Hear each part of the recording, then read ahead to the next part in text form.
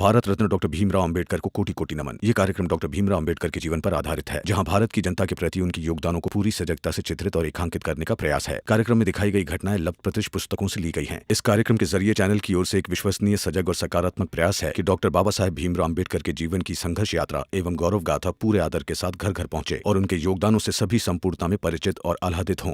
कोई भी देश या समाज तभी आदर्श और उन्नत हो सकता है जब उस देश में महिलाओं का सम्मान और अधिकार पुरुषों के बराबर हो। बाबा, बैरिस्टर साहब तैयार हो गए। वो कह रहे थे कि कल हम जीत जाएंगे, अब फिक्र मत करना। हम लोगों को तो समझ भी नहीं आ रहा था कि अब क्या होगा, लेकिन भीमा ने सब कुछ कर दिया। सही कह रहे थे राम जी तुम, सचमुच तुम्हारा बेटा जादू करता है। पूरा पासा ही पलट देगा, ये तो मैंने कभी सोचा ही नहीं था।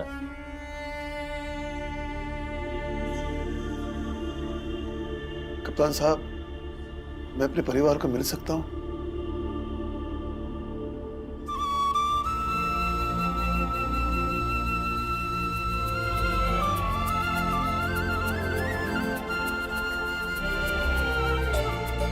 कैसा है पुरंजन? मैं अच्छा, तू कैसा है?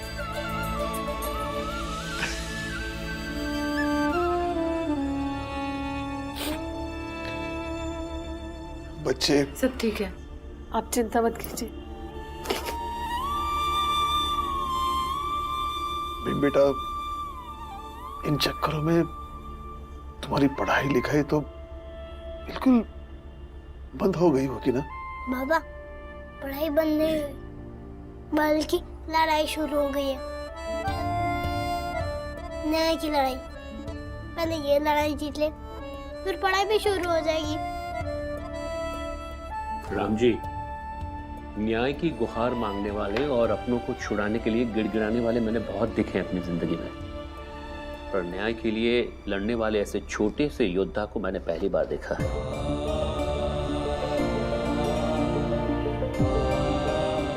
राम जी, नतीजा कल चाहे कुछ भी हो, पर आज मुझे इस छोटे से भीमराव को देखकर बहुत ही खुशी हो रही है।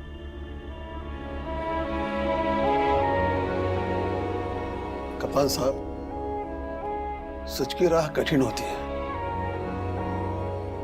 शुरू में बहुत कठिनाइयां आती हैं। जो शुरू में घबरा जाता है वो हार जाता है, लेकिन इस रास्ते पर विश्वास के साथ चलने वालों को आखिरकार जीत हासिल होती है, जो आज मेरे बेटे भीम ने साबित कर दी। पापा, कल हम सब लोग एक साथ बैठ के खाना खाएंगे।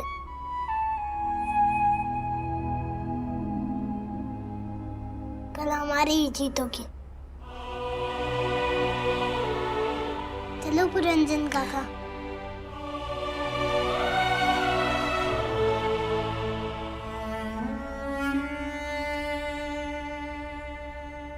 हिम्मत रखिएगा, सब कुछ ठीक हो जाएगा।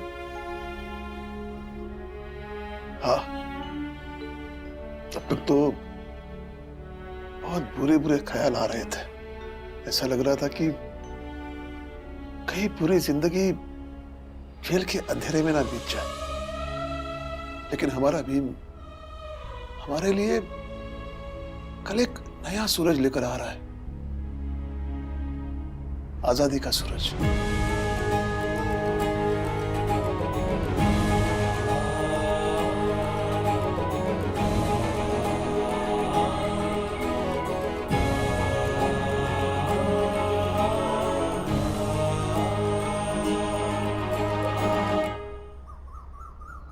सुनो, वो पुरुषोत्तम आया था तुम लोग से बात करने के लिए, कहाँ चला गया? तुम में से किसी ने देखा है? नहीं तो हम लोगों ने नहीं देखा।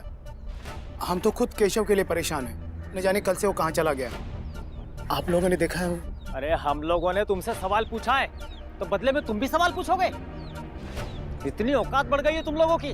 हमने पुरुषोत्तम को नहीं देखा, हम तो खुद ही केशव को ढूंढ रहे हैं। सवाल तो उठता है ना कि दोनों आखिर गए कहाँ? हम खूब समझ रहे हैं तुम लोग क्या कहना चाहते हो? आजकल तुम लोग की जुबान ना कुछ ज्यादा ही निकल गई है। जुबान निकल कर ना कुत्ते को खिला देंगे। एक बार पुरुषोत्तम मिल तो जाए, तुम लोगों को तुम्हारी हैसियत दिखाएंगे। चलो, सड़क पे चल रहे हैं लोग।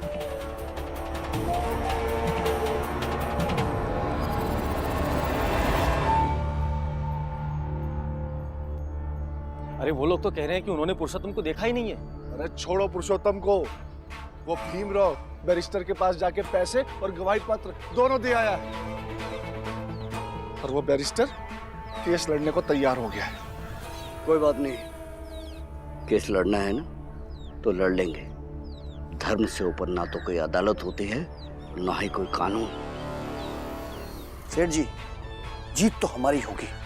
एक बार फैसला आ जाए बस, फिर इन लोगों को ना बैल की जगह नाथ के इनसे खेत जुतवाएंगे। बस कल का नतीजा हमारे पक्ष में आ जाए तो आज की ये रात गवाह होगी कि हर काली रात के बाद एक सवेरा होता है। कल एक ऐसा सवेरा होगा जहां सूरज की रोशनी में सत्य और न्याय होगा। सही कह रहे हैं भाई साहब आप। सारी उम्मीदें धुंधला गई थी, लेकिन आज हम कल के नतीजे की आस लगा रहे हैं, भरोसा कर पा रहे हैं कि सत्य की जीत होगी, हमें न्याय मिलेगा।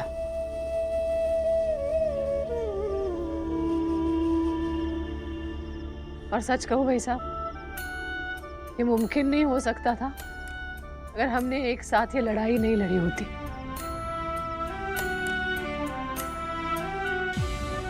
जब चींटियां एक साथ मिल जाती है तो बड़े से बड़ा पहाड़ भी गिरा देती है। अगर हम सब साथ हैं तो कुछ भी संभव हो सकता है।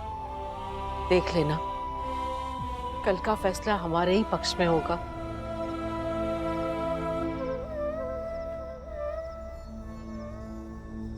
चाहे कैसे भी कल का नतीजा हमारे पक्ष में आना ही चाहिए, और आएगा भी। बहुत जरूरी है ताकि उस जात के लोग अपने लिए आज की तरह दोबारा कभी किसी सुबह का इंतजार करते हुए ना दिखे। सेठ जी, निश्चिंत रहिए आप, जीतेंगे तो हम ही। अरे उन चींटियों का हम हाथियों से क्या मुकाबला। क्या पेंडसे जी, आपको क्या लगता है कल के मुकाबले में कौन जीतेगा? वो समाज जिससे हम ताल्लुक रखते हैं, या भीमराव और उसके परिवार का संघर्ष जीतेगा? पता नहीं अंबेडकर गुरुजी, लेकिन बड़ा अच्छा लग रहा है। हम दोनों ही मिलके कल की सुबह होने का इंतजार कर रहे हैं अपने इस समाज के हार का।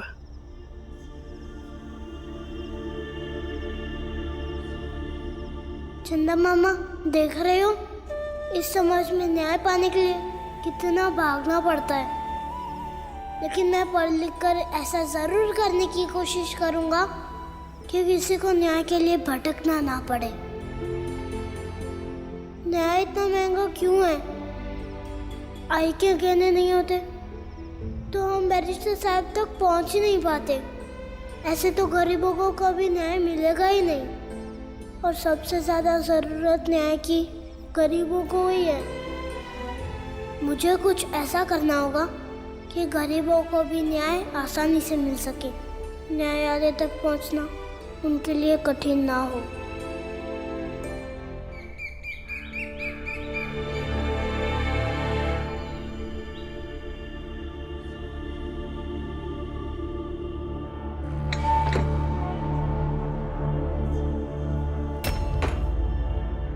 प्रणाम वकील साहब। पूरा 60 रुपये इस बात के लिए कि जो केस लड़ने आप जा रहे हैं ना जाएं, घर लौट जाएं, दफ्तर में बैठकर चाय पी। केस लड़ना हमारा पेशा है। हमें क्या करना चाहिए और क्या नहीं, ये आप हमें मत सिखाइए। हमें पता है कि हमें क्या करना है। और हमारा पेशा थोड़ा खतरनाक है वकील साहब। आपके 2 बच्चे और दोनों स्कूल जाते हैं। एक छोटे से केस लड़ने के चक्कर में आपके बच्चों को कुछ हो गया तो आपको अपने ही बच्चों का केस लड़ना पड़ जाएगा। और जीत भी गए तो क्या, बच्चे तो खो देंगे ना। आप एक अच्छे वकील तो है ही, एक अच्छे बाप भी हैं। इसलिए फैसला सोच समझ कर कीजिएगा। 60 रुपए।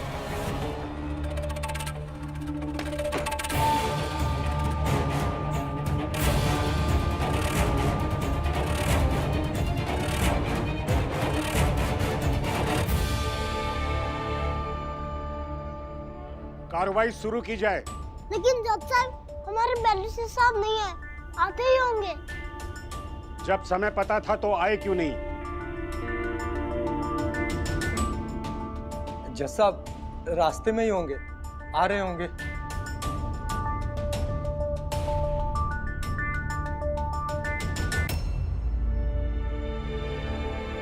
माय लॉर्ड, राम जी के वकील साहब नदारद हैं। कानूनी प्रक्रिया में इससे यह समझा जाता है कि वकील ये मान चुका है कि वो केस हार चुका है और इसलिए वो अदालत में आना ही नहीं चाहता। विपक्ष की ओर से दलील या सबूत देने के लिए कोई अदालत में है ही नहीं, तो ये बहस तो हो ही नहीं सकती। इसलिए मैं अदालत से दरखास्त करूंगा कि राम जी पर सामाजिक द्वेष भड़काने, लोगों की आस्थाओं पर चोट पहुंचाने और 2 जातियों के बीच में तनाव पैदा करने के जो आरोप हैं उन्हें ही सही मानते हुए इन्हें सजा सुनाई जाए।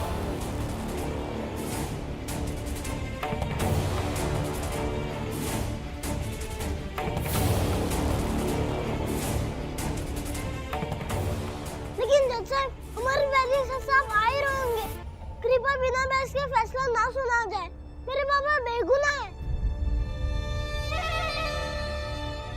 लेकिन विपक्ष के वकील कब आएंगे माय लॉर्ड, और कब बेगुनाही साबित करेंगे? ये अदालत है और अदालत का एहतराम करना उनका फर्ज है। और अगर उन्हें इस बात का एहसास नहीं है तो अदालत को उनकी गैर मौजूदगी में ही फैसला सुना देना चाहिए।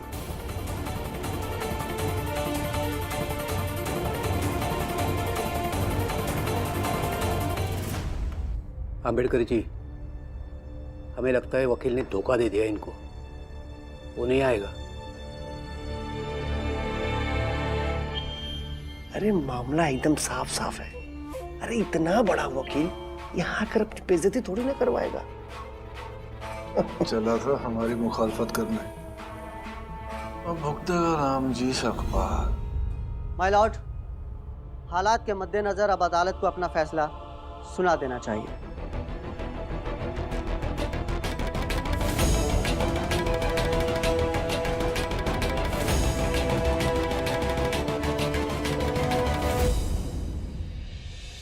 जल्दबाजी में फैसला सुनाने से चूक होने की आशंका रहती है।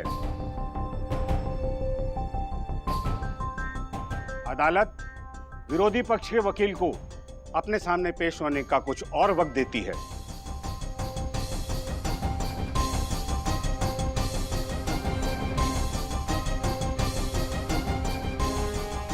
हम सब आधे घंटे के अंतराल के बाद फिर मिलेंगे। अगर वो फिर भी नहीं आए तो अदालत अपना फैसला सुनाने पे विचार करेगी।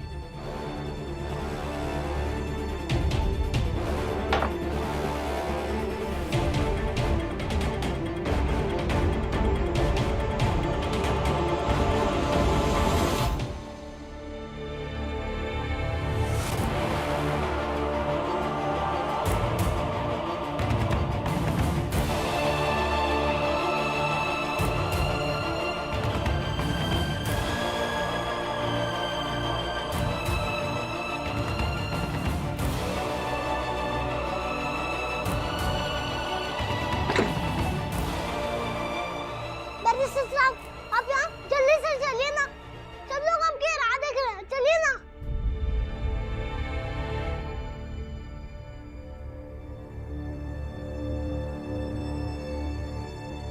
देखो, मैं तुम्हारा केस नहीं लड़ सकता। तुम अपनी फीस के पैसे वापस ले लो।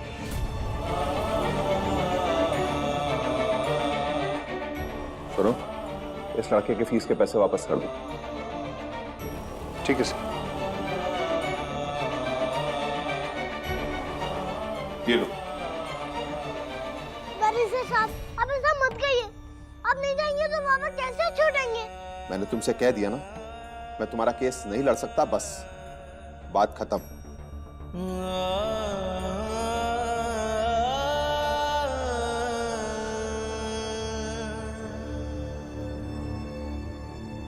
वकील साहब नहीं आएंगे? अरे सुबह सुबह हमारे आदमी जाके नमस्कार कराए हैं, तो कैसे आएंगे वकील साहब?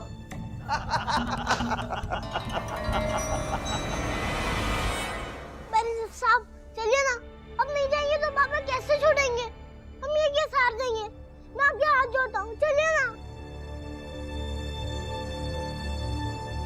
देखो, तुम्हारे हाथ जोड़ने से मेरे ऊपर कोई फर्क पड़ने वाला नहीं है। चले जाओ यहां से, वरना चौकीदार को बुलवा करके धक्के मार के तुमको बाहर निकलवा दूंगा।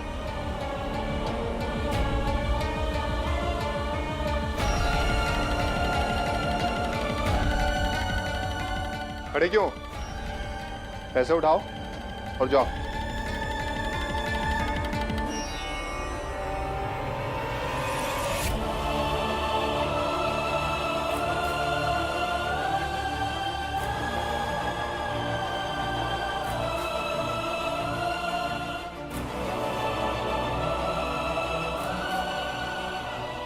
बैरिस्टर साहब, जाने से पहले मैं आपसे कुछ कहना चाहता हूँ। बोलो। मेरे बाबा एक रिटायर्ड सूबेदार है। वो काम पे जाते जाते एक बार आईने में देख रहे थे, तो मैंने उनसे पूछा, क्या देख रहे हो बाबा? यही देख रहा हूं कि मैं अपने आप से नजरें मिला पा रहा हूं या नहीं। मतलब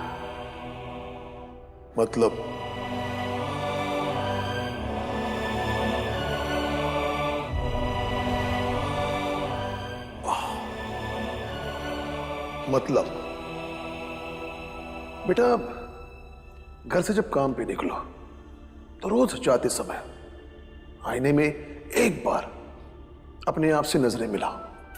दिन भर में तुमने जो भी कुछ किया है उसे याद करो, और देखो तुम्हारी आंखें तुमसे नजरें मिला पा रही है या नजरें चुरा रही है। इससे क्या होगा बाबा? अगर नजरें मिला पा रहे हो तो समझो तुम जो भी कुछ कर रहे हो सही कर रहे हो, लेकिन नजरें झुक गई है तो समझो तुमसे कुछ पाप हो रहा है। और बेटा, जो व्यक्ति जीवन के अंत तक अपने आप से नजरें मिलाने के लायक बचता है, वास्तव में उसी का जीवन सफल होता है। बाबा, मुझे भी आईने के पास ले चलो ना। चल।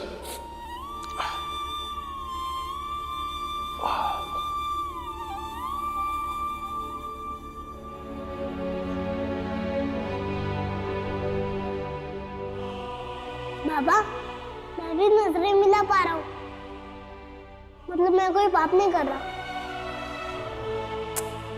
बैरिस्टर साहब, मेरे बाबा जीते या हारे, लेकिन मैं कल सुबह इस आईने के सामने खड़ा होकर अपने आप से नजरें मिला पाऊंगा। आप भी एक बार खुद से नजरें मिलाकर देखिएगा।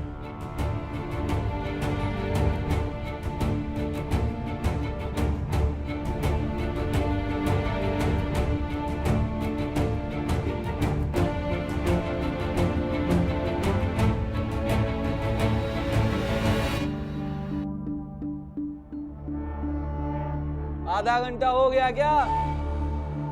अरे आधा घंटा होने से भी क्या होगा भाई? राम जी जाएगा जेल और हम जाएंगे।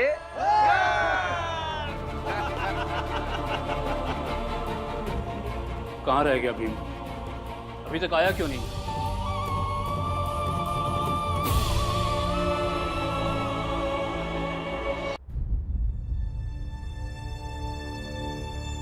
कार्रवाई शुरू की जाए।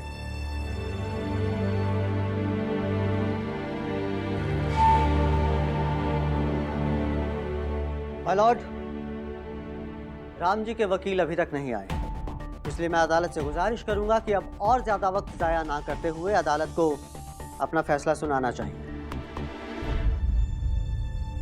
साहब क्षमा कीजिए, लेकिन थोड़ा इंतजार कीजिए।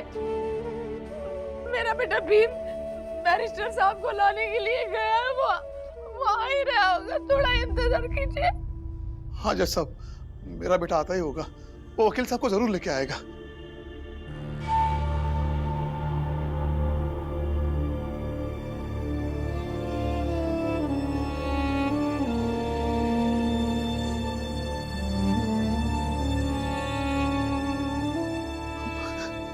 देखिए जज साहब, मेरा बेटा आ गया।